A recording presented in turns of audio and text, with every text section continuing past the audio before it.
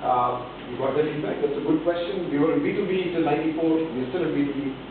So why were we not listening to our customers? Simply because you could afford not to listen. They didn't have a choice.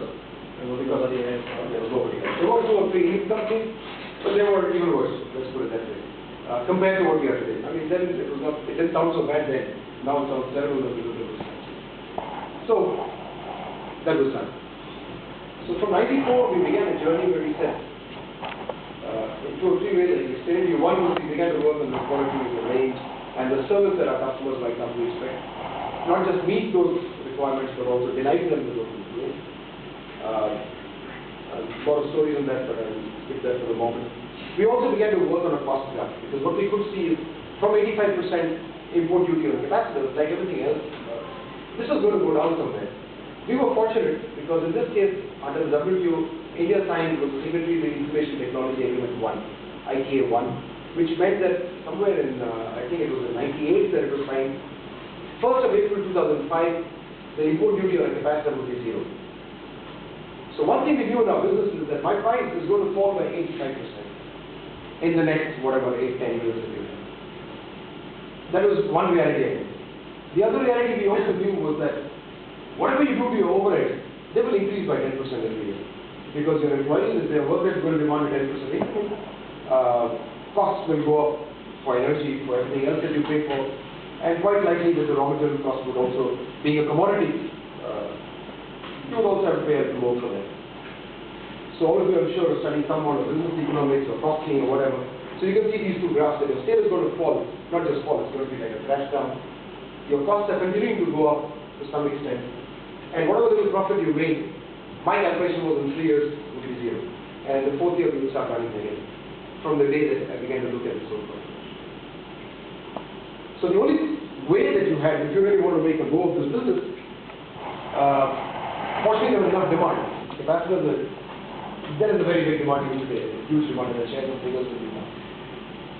So the only way that you could do something about this was to make so many capacitors, continue to grow up in economies of scale, so that somehow you could beat that rate at which this price is going to fall.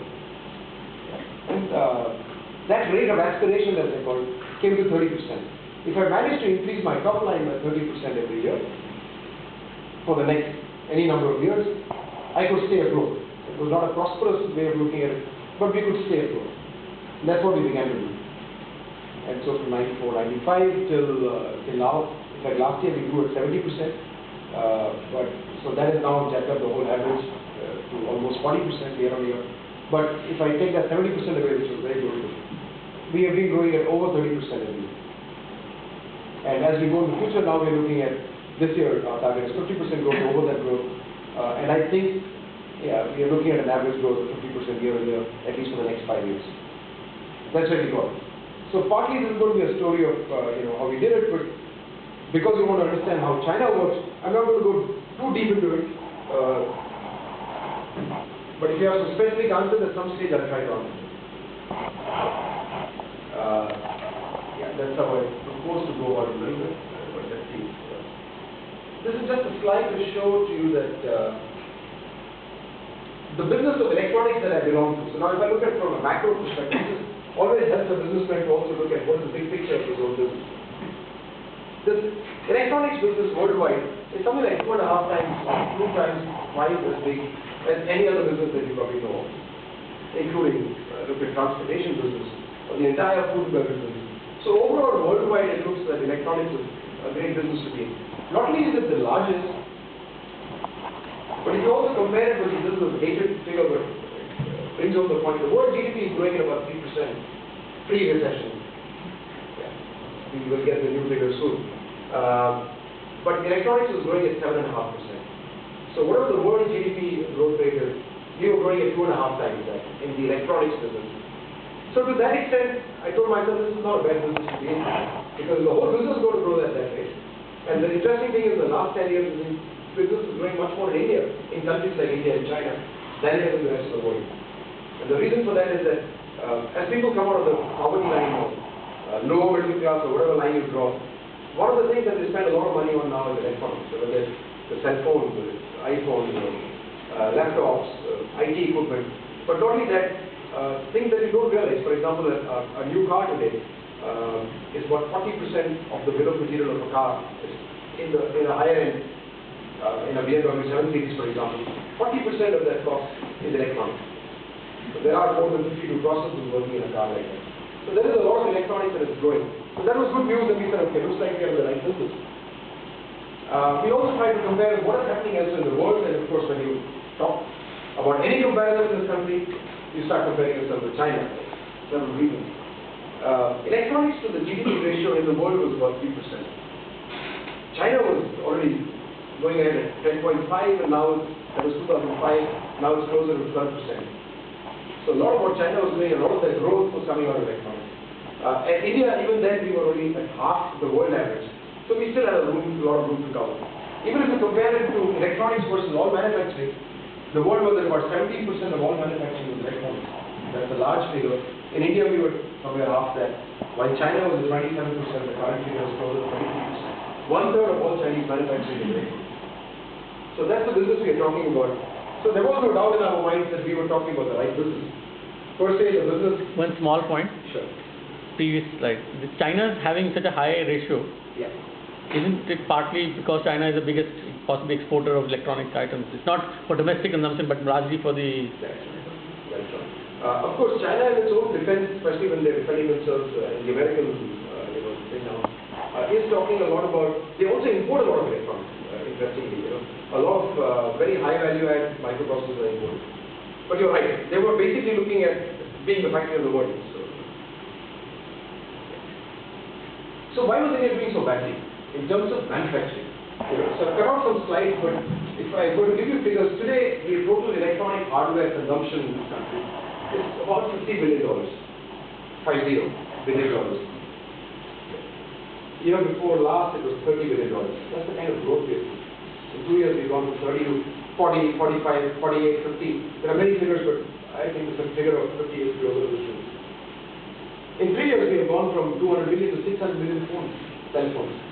Yeah, a density that we couldn't achieve in the entire spread of years since independence, we have achieved in the last 2 years. So that's the kind of growth rate we are seeing in this industry. But out of that $50 billion, it is less than $20 billion that is manufactured in India. $30 billion being imported, which is not very far away from your petroleum import bill. So, of course, you have to import petroleum, but you also have to import this kind of electronics. So that is, that's, the good picture was the demand side. The terrible picture is the supply side. We're not able to cope with it. And we are still very, very dependent on imports. So why are we so dependent on imports? That is where China comes in. If you look at this chart, don't spend too much time on it because it can occupy a lot of time otherwise. This is a case where I make a component capacitor where the value addition is 50%. So my raw material cost is 50% and I add value to that, including my profit of another 50%. Fantastic business to be. Because you have that room for management. All these, what you've been learning, can be applied to companies like this so that HR costs are cheaper, our power costs are cheaper, our value addition is more, our customers get more value, etc. So very good business to be in. This is the case that, imagine a company in India, let's say it's Sony who's manufacturing televisions here in Dharuhera, any company that you can take, who's making it in India, and they're buying a capacitor from China at 100 rupees or $100. Yeah. So I approach this guy and say, you know what, I also make them in Noida. Why don't you buy it from me? I'm closer home, there are so many advantages.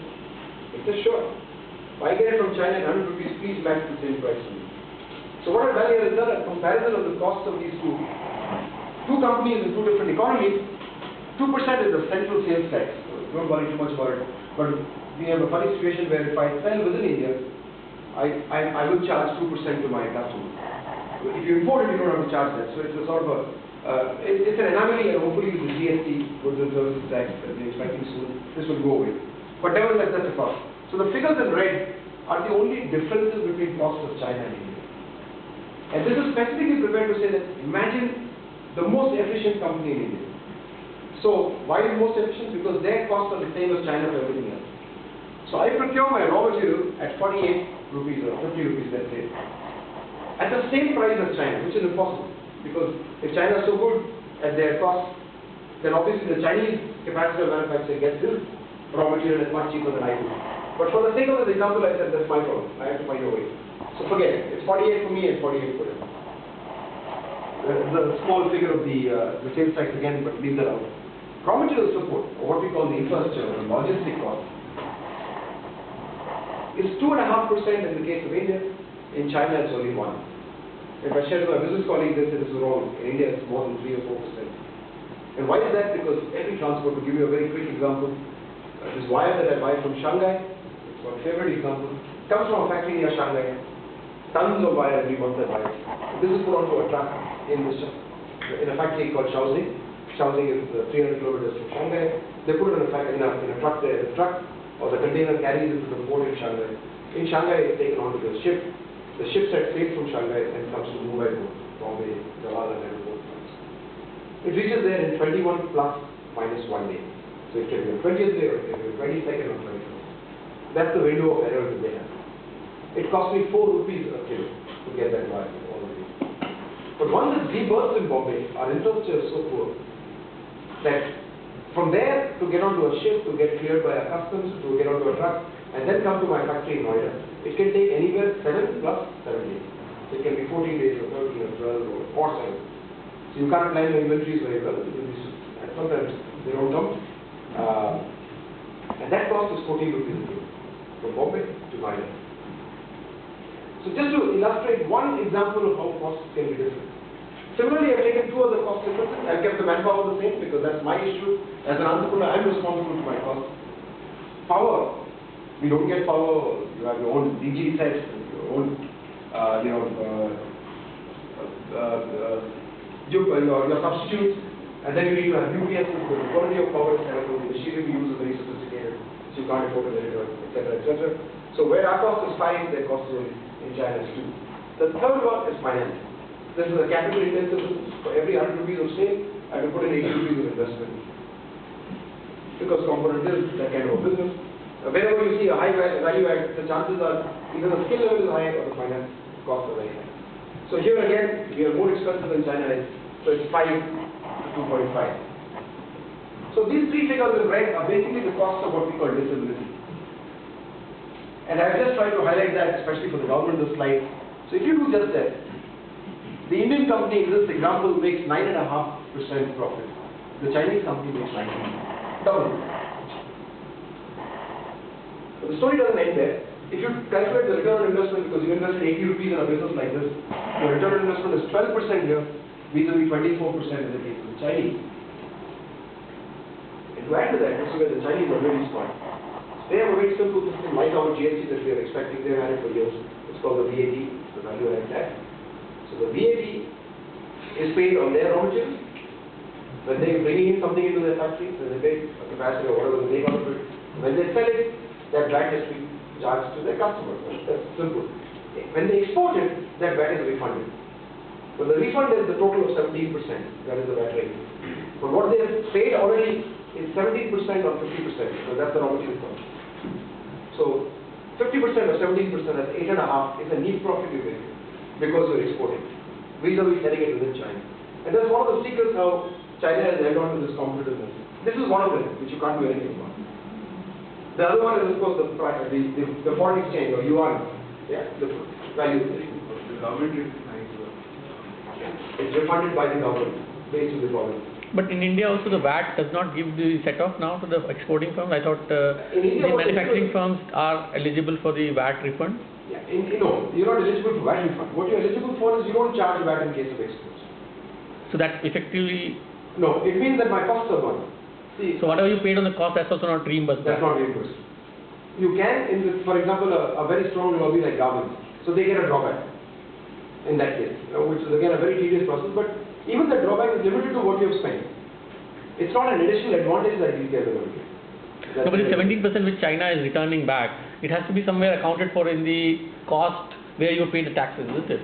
Yeah, that's only 8.5. So what they've done basically is given you a huge incentive to export. And it's a very nicely controlled incentive because what they do, for example, before the recession, this 70% refund was brought down to 30%. In the case of items on which you add less value. For example, wires. You're just using steel and putting some copper on it. But is it admissible in the WTO? Because this is, if they're doing more than what they are actually, so it can be questioned in WTO, isn't it? Yeah. Maybe At the moment, there's a lot of questioning going on that, but still not nothing. like in small players cannot really fight the cases and all that. So at the moment, this is still not only in capacity. This is known everywhere. This has been in some papers. There's an article that I wrote about the same thing. And even the Planning Commission in India, one is the has seen this charter, sir, and they don't have the answers because this is a very smart way of doing things. The Chinese have been able to do that. So the return on investment now comes to 12% vis-a-vis from 35%. Now that is why China becomes very relevant to us in India, but also to everybody in the world who wants to manufacture. Because this is what they're up against. So this is why I said I don't like to do business with China, but I don't have a choice. If there is something like this going on there, and we have not even started to talk about the Chinese efficiency. If this starts happening to 1,000 companies, then the whole ecosystem becomes very strong. Yeah. So the raw material costs start going down, your packing costs start going down. So it has implications everywhere. And that is why they are so strong. So it's not just this is one, the yuan, the value of the yuan itself, that itself we are hearing every day in the papers. There are a lot of doubts about what the real value is and where they will take us. So at least two things in which very, very clearly the industry is supported. This is just a brief way of another reason for why we are looking at China very seriously and where the other big difference between India and China is coming. This is just my way as a businessman to look at competitiveness. So I'm sure you're looking at very, very sophisticated models of competition. This is a very simplistic model. Yeah. There are three concentric circles that decide my competitiveness.